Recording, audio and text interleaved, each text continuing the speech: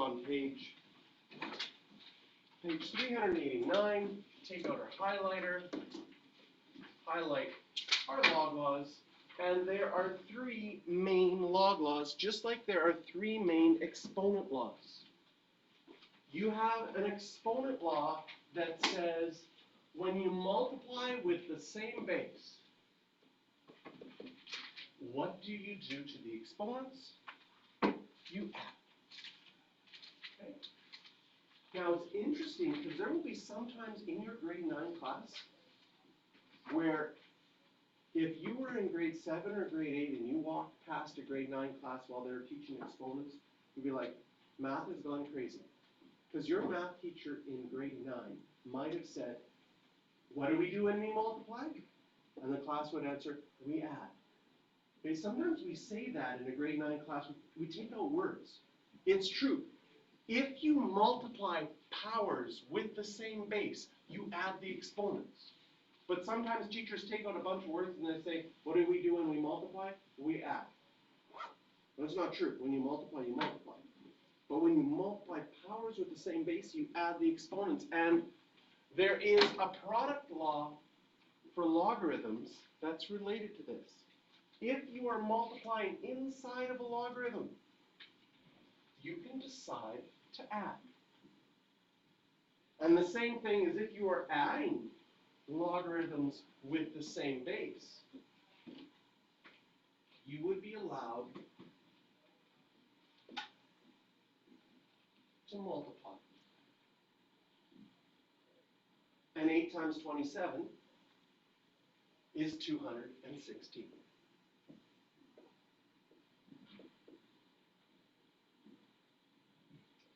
Which is equal to 3. So our first law, the product law, is related to an exponent law that says if you're multiplying powers with the same base, you can add. And in logarithms, if you're adding logs with the same base, you can multiply inside. This formula is on your formula sheet. Second formula that we have, or second idea that we have from exponents, if you were dividing two powers with the same bases, you could subtract the exponents and get 3 squared. We have a quotient law that says if you're dividing inside of a logarithm, you are allowed to subtract the 2 logs. Or, if you're subtracting 2 logs, you could combine them together by dividing inside the logarithm. And just like identities, we are going to use these log laws. Sometimes we'll have multiplying, and we'll want to expand it. And sometimes it'll be expanded, and you'll be adding and subtracting, and you'll want to combine it. All of these techniques are going to form the foundation for us being able to solve complicated exponential equations. And finally, another law that you had, if you had a power to a power, or if you had a power inside of another power, what did we do to the exponents? We multiplied. So we have a power law for logarithms saying if you're multiplying by a number, that number can go inside as an exponent. Or if you have an exponent inside of a logarithm, that exponent can move out in front. So we're going to take these 3 logarithms and we are going to play around with them and get good at these laws. So we're going to go to example 1.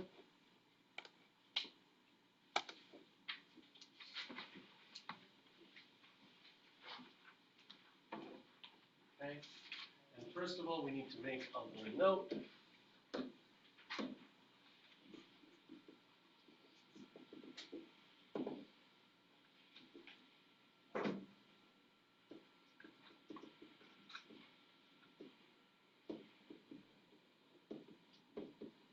In logarithms,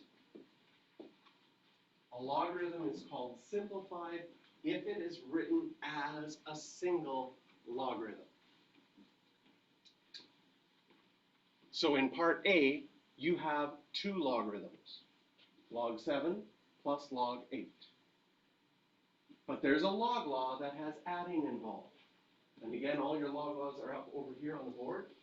Notice that in your log laws, and we haven't learned the fourth one there yet, but the first three we have, if you have two logs adding like you do in the very top one, you can write that as multiplication inside the logarithm.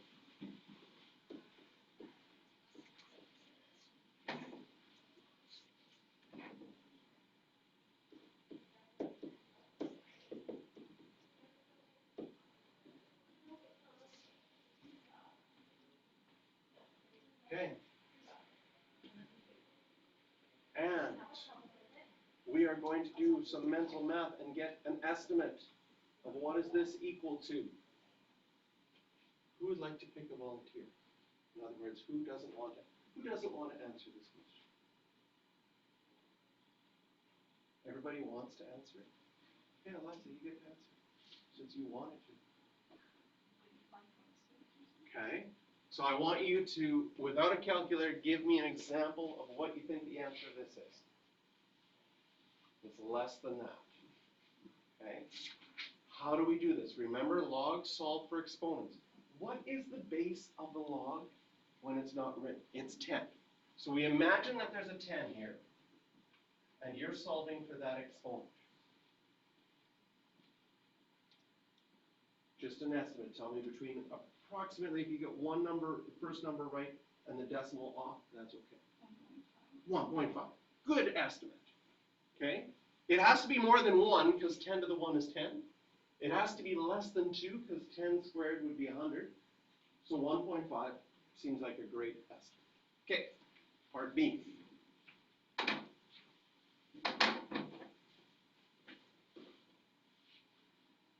Log 5 log 2. If we are multiplying outside of a logarithm, that's one of our log laws.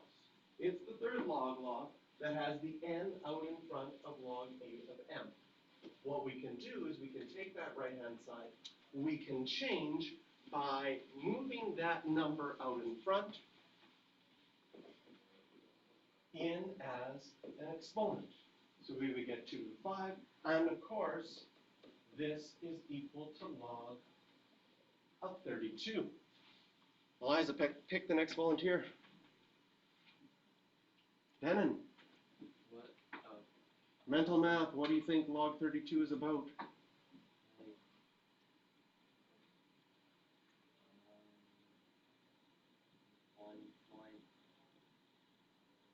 1.3. Excellent.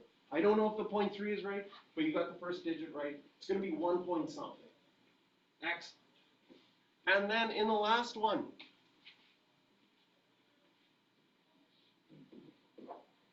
we have log 80 minus log 16. There's a log law for subtracting. If you are subtracting two logs, the log law says you can divide.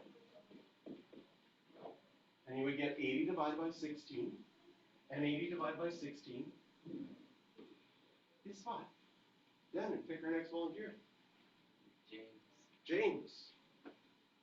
Log of 5 is equal to what, approximately? I want to say it's decimal. Okay. Half of 0.5. Perfect. The 0 is right? Because we know that 10 to the 0 is 1, and 10 to the 1 is 10. So 5 would have to be somewhere in there. I don't know if your 0.5 is right, but 0 point something would be right. Yes. Good estimates all along. Okay, questions you can circle on this one are 4 and 12.